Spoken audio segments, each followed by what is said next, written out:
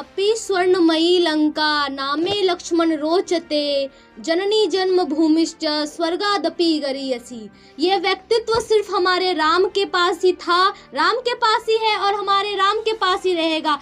ऐसे विश्व में और कोई भी नहीं है जो सोने की लंका को ठुकराकर अपने जन्मभूमि जननी के समान अपनी जन्मभूमि से प्यार करे, क्योंकि श्री राम का व्यक्तित्व पूरे विश्व में पूजा जाता है। इसीलिए तो राम हमारे भगवान है। राम को जो कहते हैं कहने दीजिए, हमें तो अपने राम ही पसंद है, क्योंकि हमारे राम ही हमारे लिए सब कुछ है। राम भक्त होने के नाते गर्व है हमें हमारे देश को ये कहते हुए कि श्री राम हमारे देश की जन्मभूमि पर पैदा हुए थे। ऐसा नहीं है कि हमारे देश में राम भक्तों की कमी है। हमारे देश में एक राम भक्त है, हमारे माननीय प्रधानमंत्री मोदी जी, और एक हमारे बागमारा विधानसभा क्षेत्र के लोकप्रिय विधायक माननीय ढुलू महतो जी, जिन्होंने दोनों, एक ने तो अयोध्या में राम मंदिर का निर्माण करवाया और एक ने चिटाही धाम में राम मंदिर का निर्माण कराया, जहां से दोनों जगहों से इन्होंने राम नाम का नारा पूरे विश्व में फैलाने की एक घोषणा कर दी है। राम नाम पूरे विश्व में गूंजेगा और ये बात मैं पूरे विश्वास के साथ कह सकती हूँ कि आज नहीं तो कल एक दिन जरूर आएगा जब पूरा विश्व श्री राम राम कहेगा।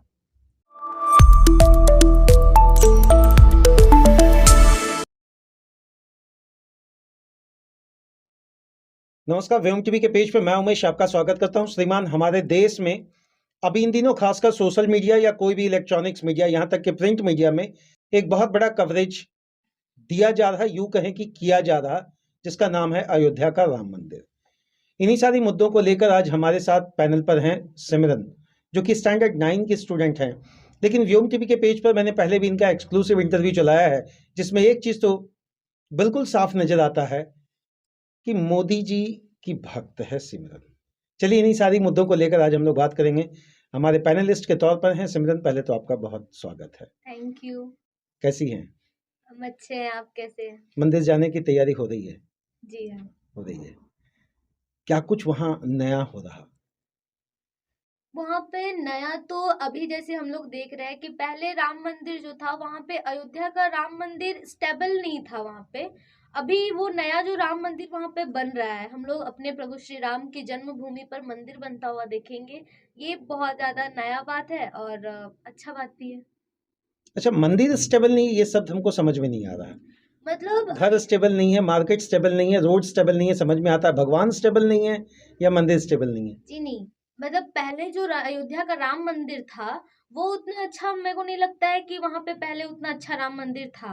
वहाँ उनकी जन्मभूमि पर कई साल वहां पे केस भी चला और तब जाके 2019 में हम लोगों को श्री राम मंदिर के पक्ष में जो है हाई कोर्ट ने पक्ष लिया और राम मंदिर का निर्माण हुआ और 22 जनवरी को इसका स्थापना होने जा रहा है। अच्छा, 500 वर्षों के बाद रामलला टेंट से निकलकर एक भव्य मंदिर पर आएंगे, कितना कुछ मन में उत्साह है?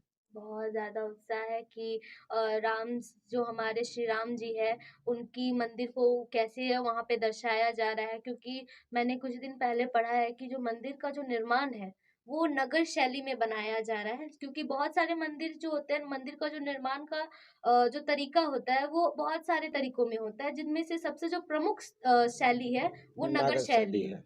और नागर शैली और मथुरा शैली का चर्चा हमारे स्थापत्य कला में भी मिलता है।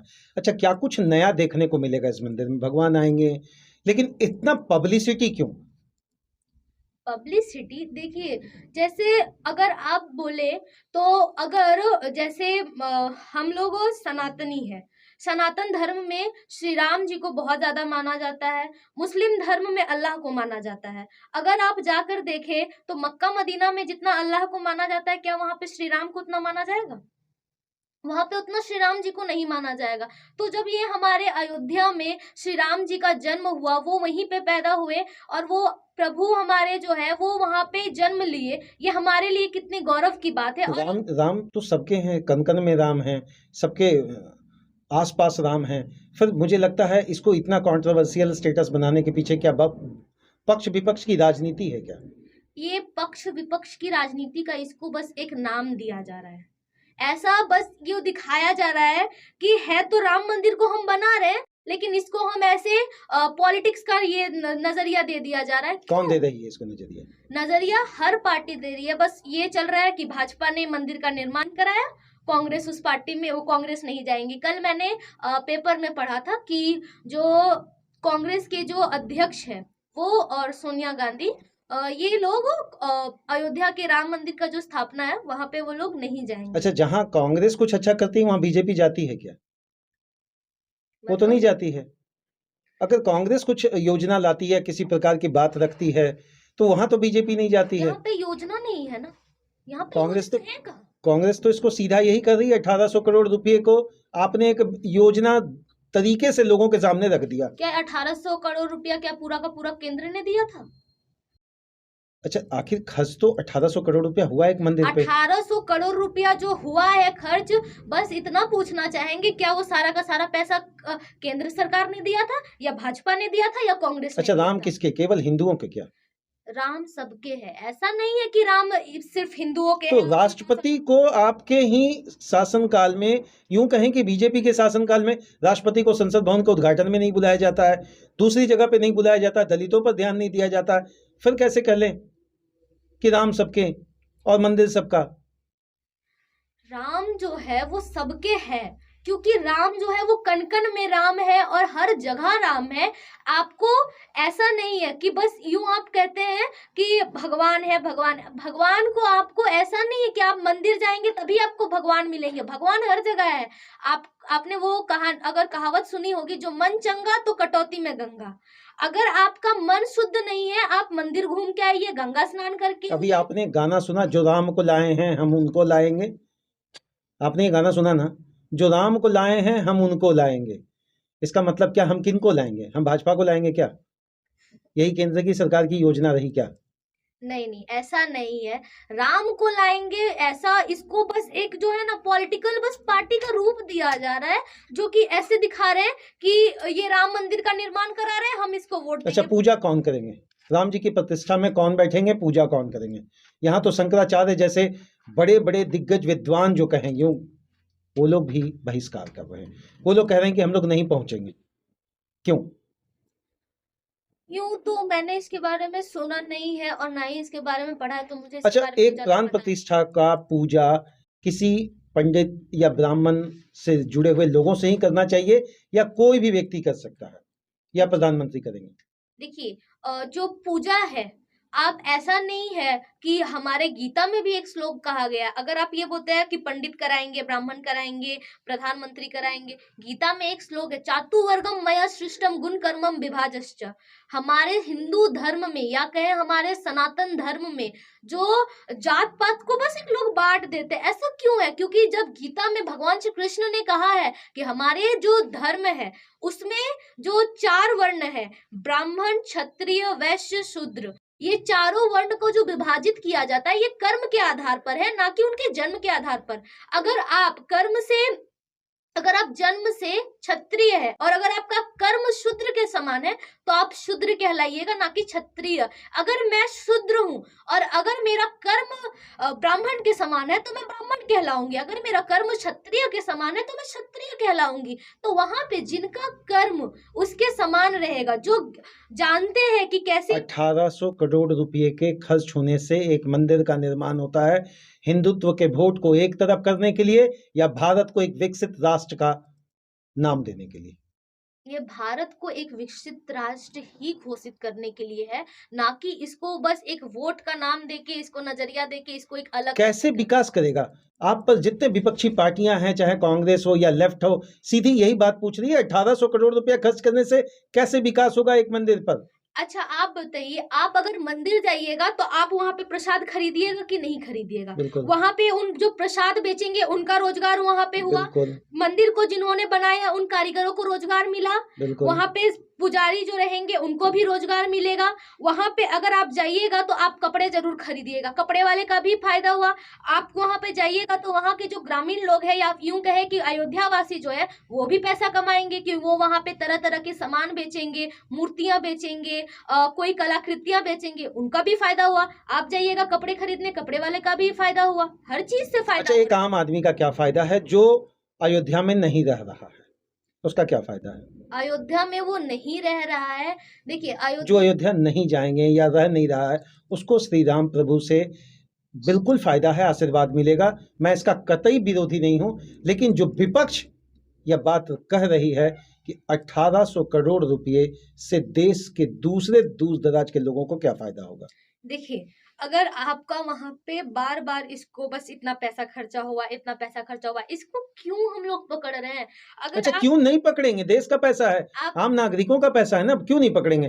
क्यों उनके सवाल को आप हल्के में ले रही हैं? देखिए अगर आप वहां पे नहीं जा रहे हैं, ठीक है आप नहीं जा रहे हैं, लेकिन अगर वहां पे लोगों को रोजगार मिल रहा है, इससे क्या बढ़ेगा? जो हमारे देश का जो जीडीपी है वो बढ़ेगा, उससे हमारा देश विकास करेगा।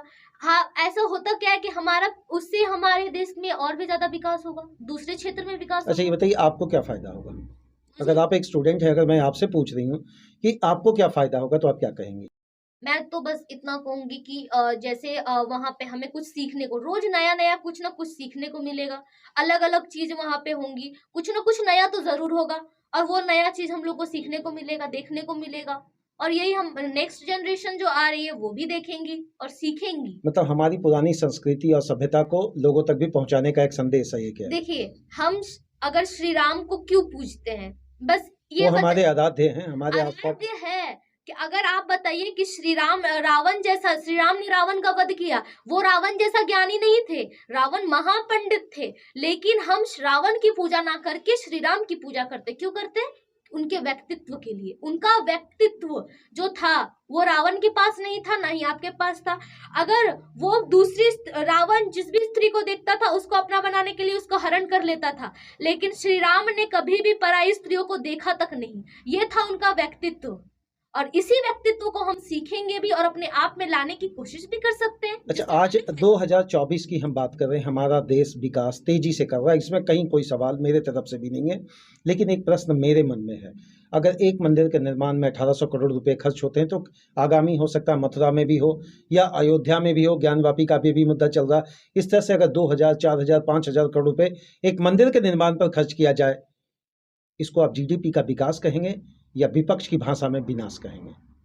देखिए मंदिर का निर्माण हो रहा है, इसमें मंदिर एक तो हमें वो एक हो जाएगा क्या कि टूरिस्ट प्लेस हो जाएगा, वहां पे टूरिस्ट भी आएंगे तो उससे हमें फायदा भी होगा। एक तो देश को फायदा ये होगा कि वहां पे टूरिस्ट आएंगे तो उससे भी हमें फायदा हो रहा है, वहां के लोगों को रोजगार मिल रहा है, उससे भी फायदा हो रहा है। तो आप इसको कैसे नहीं बोलिएगा कि इसमें देश का फायदा नहीं है। एक अंतिम प्रश्न मेरा रहेगा। राम प्रभु सबके आराध्य हैं, हिंदुओं के भी आराध्य हैं और जो अन्य वर्गों या समुदायों के लोग भी जो मानते हैं उनके भी आराध्य हैं। लेकिन अगर इस मंदिर की बात राजनीतिक प्लेटफॉर्म पर की जा रही है, तो आप उसको क्या संदेश देंगे? उन लोगों से क्या अनुरोध करेंगे? राम जी को राम जी ही रहने दें, या वाकई किसी पार्टी के, बीजेपी के राम जी हो जाएं, कांग्रेस के राम जी हो जाएं, सपा के राम जी हो जाएं, राजद के राम जी हो जाएं, या केवल राम जी ही रहें? देखिए हमारे बागमारा विधानसभा क्षेत्र में भी जो माननीय लोकप्रिय विधायक ढुल्लू महतो जी है, उन्होंने भी एक मंदिर का निर्माण कराया था जो कि रामराज मंदिर चिटाही धाम के नाम से प्रसिद्ध है। वहां पे अगर आप देखें तो लोगों ने इसको भी बहुत बताया था कि ये राजनीति के लिए कर रहे हैं, लेकिन अगर आप आज वहां जाकर के देखिएगा तो वहां पे हजारों लोगों को उस मंदिर के निर्माण के पीछे भी बहुत बड़ा विवाद छुपा हुआ है, आपके तक भी पहुंचा होगा। जमीन को लेकर माननीय विधायक जी पर भी आरोप लगा, हालांकि आरोप की पुष्टि हमारा चैनल नहीं करता, लेकिन विवाद तो वहां भी था। अगर हर मंदिर के निर्माण में इसी तरह का विवाद होता रहेगा, तो आप दूसरे समुदाय का विश्वास कैसे जीत पाएंगे? समुदाय के नाम पर बस ना, यहाँ पे ऐसे आप अगर बोल रहे हैं समुदाय के नाम पर, भारत एक सेक्युलर स्टेट है, यहाँ पे हर धर्म को अपने आप में जीने के लिए उनको फ्रीडम है कि आप अपने धर्म को मानिए, आप अपने धर्म से जो करना है आप कीजिए, आप किसी को कोई भी रोक टोक नहीं है। लेकिन अगर आप जैसे सेक्युलर स्टेट वो घोषित हो गया है तो हमें भी अपना अधिकार है, अगर हम सनातनी है तो हम अपने धर्म को फॉलो हिंदू करेंगे। राष्ट्र बनाने के तरफ ये हमारा राष्ट्र चल रहा है क्या, या वाकई हम सेक्युलर ही रहेंगे? देखिए सेकुलर हमें रहना है, ये हमारे कॉन्स्टिट्यूशन में एक लॉ बन चुका है, तो हम सेकुलर ही रह रहे हैं। हिंदू राष्ट्र बनाने की जहां तक बात है तो वो तो वक्त बताएगा। अच्छा, सिमरन क्या चाहती है, हमारा राष्ट्र सेक्युलर रहे या हम हिंदू राष्ट्र घोषित अपने आप को कर सकें? देखिए, हमारा जो राष्ट्र है, ऐसे में लोग बोलेंगे कि आप जो है दूसरे समुदाय। सिमरन क्या चाहती है? सिमरन के मन की बात क्या है? यूं तो मन की बात मैंने आपसे पहले भी की है, सिमरन के मन में क्या चलता है? देखिए, मेरे मन में यही चलता है कि जैसा हमारा अखंड भारत था, बस वो सीधी भारत भाषा में हम अखंड कह लें भारत कि रहे। आपको हिंदू दास चाहिए। जी। धन्यवाद। हमारे पैनल पर सिमरन ने अपनी बात रखी।